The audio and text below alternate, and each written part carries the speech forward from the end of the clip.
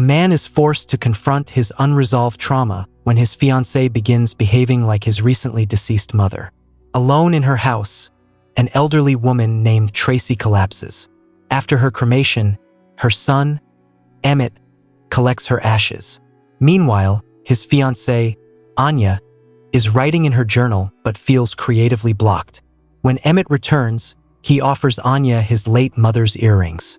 However, she tells him that her ear piercings closed years ago. The couple visits a nearby lake, where Emmett awkwardly thanks his mother for his life and the house she left behind. He then scatters her ashes into the water. Later, they arrive at Tracy's former residence, now inherited by Emmett. Inside, Anya finds a painting of a dancer, and Emmett confirms it's a younger version of his mother. Anya questions why Tracy left him the house despite not maintaining contact during her life. Avoiding the topic, Emmett instead initiates intimacy, which is disrupted when Anya hears a sound. They trace the noise to the dining room and find the same chair where Tracy had collapsed. As they begin tidying up, the basement door creaks open. They go downstairs to investigate and come across old belongings, including a bassinet. While trying to move it, Emmett hits his head. He goes upstairs to care for his injury, while Anya continues exploring and discovers a childhood videotape of Emmett. Meanwhile, Emmett retrieves Tracy's first aid kit and is disturbed to find syringes inside, triggering a painful memory. He goes to his childhood bedroom but hears his mother's voice. To his surprise, Anya is watching his old home videos. Overwhelmed, he heads downstairs for a drink. Upset with his silence, Anya insists on doing a chair reversal, a therapeutic exercise. Emmett reluctantly agrees and lets her interview him about his emotions. He admits he tends to avoid things, and when they switch roles, Anya, pretending to be him, suggests he's rushing to start a family to compensate for childhood abandonment, instead of confronting his deeper issues. Offended, Emmett storms off to the lake. Anya follows, and he accuses her of not wanting a family. She clarifies that she does, but she needs him to emotionally open up. Emmett challenges her to swim, something she never learned due to her mother. He insists on teaching her, and she overcomes her fear. Afterward, they eat some mushrooms. That evening, Emmett opens up about not recognizing the house or remembering much of his childhood upon their arrival. But Anya, now affected by the mushrooms, is too disoriented to follow. She plays with a decorative mask and accidentally breaks it. Suddenly, she insists she needs to be in water, so they soak in the bathtub.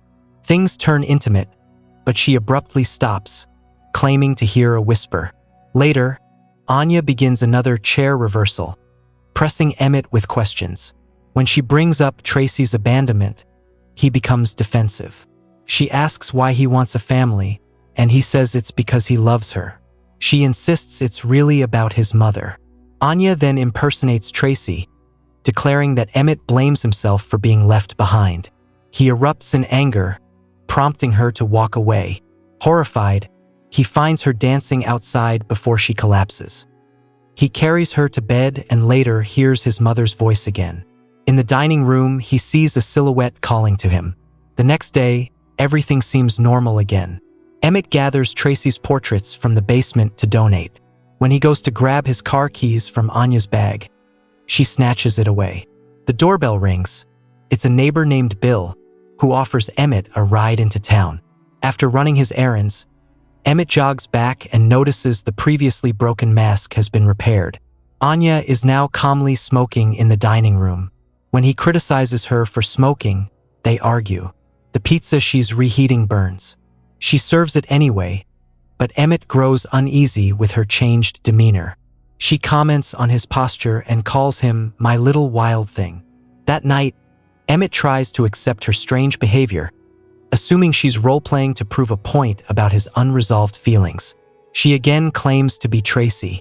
He expresses his willingness to grow as a partner and kisses her, only to realize she's wearing his mother's earrings and has re-pierced her ears. Worried, he calls a friend, suspecting the mushrooms may have affected her more than expected. Emmett sleeps on the couch, only to be awakened by whispers. Anya appears, tucks him in like a child, and walks back to bed. The next morning, Anya dances in the field and later wakes him with breakfast. Confused, Emmett notes that she doesn't normally cook. He discovers a new journal entry calling him needy and saying she feels cursed to be with him forever. He confronts her, only to stop when he sees her applying Tracy's makeup to go to town. After she leaves, Emmett searches her belongings and compares the handwriting in the new journal to Anya's usual one. It doesn't match. He's interrupted by a realtor arriving to assess the house. However, when Anya returns, she screams at the realtor to leave, claiming the house isn't Emmett's to sell. He insists it was left to him in his mother's will. The realtor awkwardly departs. Enraged, Emmett argues with Anya and begins packing. She panics about the clothes getting wrinkled. Emmett yells that she never cared about such things before.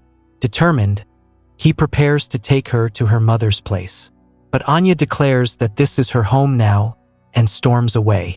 Finally, Emmett opens her purse and finds a sonogram. Anya is pregnant. He confronts her, furious that she ate mushrooms and smoked while carrying a child. But she quietly insists she can't have this baby. Afterward, the woman dances once more in the field. Observing this, Emmett later speaks with Bill, who confirms that Tracy often danced whenever she felt overwhelmed. When Emmett mentions that even his mother didn't speak much about his father, he begins to question why she chose to have him in the first place. Bill advises him to forgive Tracy, explaining that she never truly recovered from losing her little wild thing. Motivated by this, Emmett returns home and finds that his mother's journals have disappeared.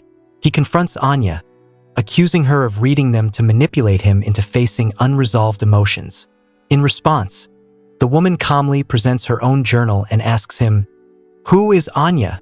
Still believing it's all an act, Emmett explains that Anya is his fiancée, someone who thinks poorly of him because of his troubled upbringing. He adds that her mother is a psychoanalyst, which makes Anya believe she's capable of diagnosing others. In truth, he claims, she's just a frustrated copywriter who longs to be a poet. Anya then asks why it bothers him so much that she wants him to open up. Emmett replies that she believes he only wants a family to compensate for his abandonment issues. Hearing this troubles the woman, as she wonders whether that's how he truly sees the situation. Trying to connect, she plays music and teaches him how to dance. During their dance, she asks why he stays with Anya. Emmett admits it's because she's the only woman who has ever loved him. Still pretending to be his mother, she asks him why he thinks she wanted a child. She answers that she needed him, though she's unsure why. She insists she genuinely tried to be there for him, but Emmett is exhausted by the performance. Later, while Anya is watching the home videos again, Emmett sneaks into the basement, but he stops when he hears voices. Turning back, he sees a vision of his mother lying on the dining room floor. Her hand suddenly twitches, and he wakes up in bed. By late afternoon, he spots Anya heading toward the lake. Panicked, he runs after her, worried since she can't swim. But to his shock, she glides effortlessly through the water. Realizing something truly disturbing is going on, Emmett begins to spiral. That night, Anya sedates him with medication from Tracy's bathroom and cradles him as he sleeps. The next morning, Anya wakes up looking disoriented. When Emmett finds her, he asks her to make breakfast. She laughs, kisses him, and he pulls away, confused by her sudden personality shift. While he goes out for a jog, Anya notices cigarettes on the table, the heavy makeup on her face, and her newly pierced ears. When Emmett returns and showers, she pleads with him to explain what happened the previous night, but he tells her they took the mushrooms 3 days ago. Later, in the bedroom, Anya begs him to open up to her and tries to initiate intimacy, but Emmett rejects her. With little else to do, she starts cleaning the house. Yet when she attempts to discard some belongings, Emmett retrieves them.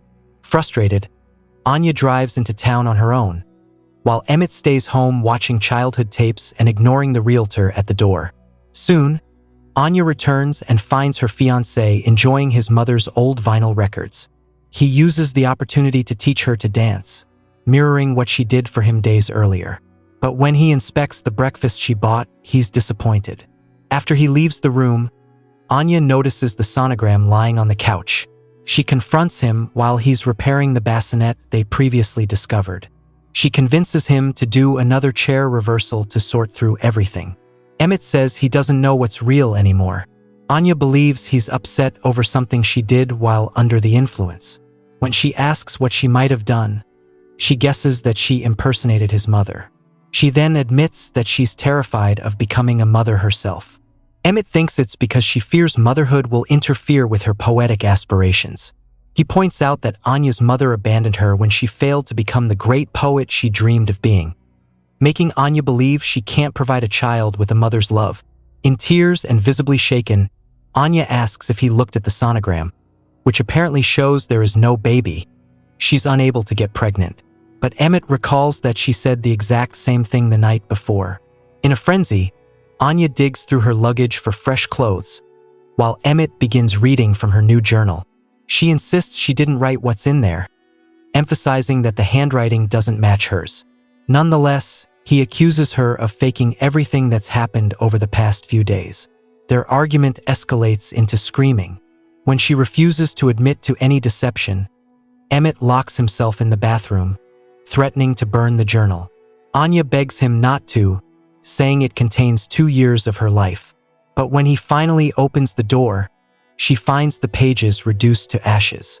Devastated, she rushes outside to catch her breath. Emmett goes for another run to clear his head. That night, still not back, Anya removes Tracy's portrait from the living room wall in anger. She begins packing to leave, until she hears a sound from within the house, though no one appears to be there. Determined to leave, she grabs her bag but realizes her car keys are missing. To her horror, Tracy's portrait is suddenly back on the wall. A ghostly voice whispers her name. Assuming it's Emmett playing a trick, she searches for him in the basement. Instead, she finds documents scattered across a table. As she reads, a masked figure, wearing the same mask from earlier, quietly passes behind her. In the documents, Anya discovers that Child Protective Services once took Emmett away from his mother due to neglect. Voices echo all around her, though the basement appears empty. Suddenly, she finds a photo of young Emmett, bruised and injured. As she stares, the masked figure grabs her head, triggering visions of Tracy and ultimately terrifying her into fleeing the house. Outside, she finds Bill dragging Emmett, whom he discovered passed out near the road. After helping Emmett into bed, Bill mentions he hasn't stepped foot in that house since he found Tracy's body. Just then, a moth lands on the table. Anya reaches out to crush it, but Bill gently stops her. He explains that Tracy believed she would be reincarnated as an insect, since despite all the terrible things she had done, she was never able to harm a single one.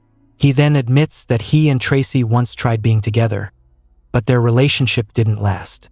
Still, he hasn't been able to move on since her passing. Anya curiously asks what exactly happened between Emmett and his mother. Bill says that Emmett was a difficult child, which leads Anya to wonder if Tracy used the syringes to keep her son under control. One evening, young Emmett appeared at Bill's house with a fractured foot, so Bill took him to the hospital. That turned out to be the last time Tracy ever saw her son. After hearing the story, they both agree that even after all these years, Emmett is still in need of his mother. Once Bill leaves, Anya thinks about leaving once more, but ultimately chooses to stay. That night, while she's sleeping, a woman suddenly grabs her. Startled, Anya wakes from the nightmare to find Emmett in the room, quietly asking her to do it. Tearfully, she injects him with one of the syringes from the nightstand. As Emmett rests in her arms, a pair of ghostly hands, Tracy's, gently guide Anya's hand through his hair. In the morning, Emmett surprises her with breakfast and apologizes for everything that happened. He returns her journal, admitting that the one he burned was his mother's, not hers. He tells her he's feeling better now and hopes that after witnessing the darkest sides of him, she'll realize he's not as terrible as he fears. With that, he invites her to enjoy the countryside with him before they return to the city. They take a small boat out onto the lake, but Anya appears deeply uneasy. She admits that, strangely, she felt relieved when she believed he had burned her journal, because the thought of others reading her poetry always made her nervous. She confesses that she only agreed to start a family because she needed something to bring purpose to her life. Emmett responds by recalling how his mother always disregarded him, prioritizing her art above all else. Anya accuses him of being emotionally dependent, but Emmett insists that he simply needed his mother's love. He claims that his very existence reminded Tracy of the life she gave up, which led her to walk away from him. However, Anya shares that she found documents proving it was the government who removed Emmett from his mother's custody. Disturbed by how much she knows about his childhood, Emmett demands to know how she was able to impersonate his mother so convincingly. When she doesn't answer, he walks toward her and bluntly asks if she is, in fact, his mother. Crying, a shaken Anya insists that she's his fiancée. Still unsure, Emmett points out that Anya never learned to swim, and then suddenly pushes her into the lake to test her identity. When she doesn't resurface right away, panic sets in, and Emmett dives in to pull her out. Realizing the gravity of what he's done, Emmett watches helplessly as this becomes the final straw that drives Anya to leave. While driving back to the city, Anya stops her car, torn about whether she's making the right decision. At that moment, she notices an insect crawling across the dashboard, reminding her of what Bill had said. Eventually, she finds herself back at Tracy's home, confessing that she truly needs a child. In return, Emmett admits that he still longs for a mother. Anya embraces him while subtly holding a syringe behind her back. This marks the beginning of a new, unsettling dynamic in their relationship, where both assume the roles the other is seeking, just as Tracy had intended.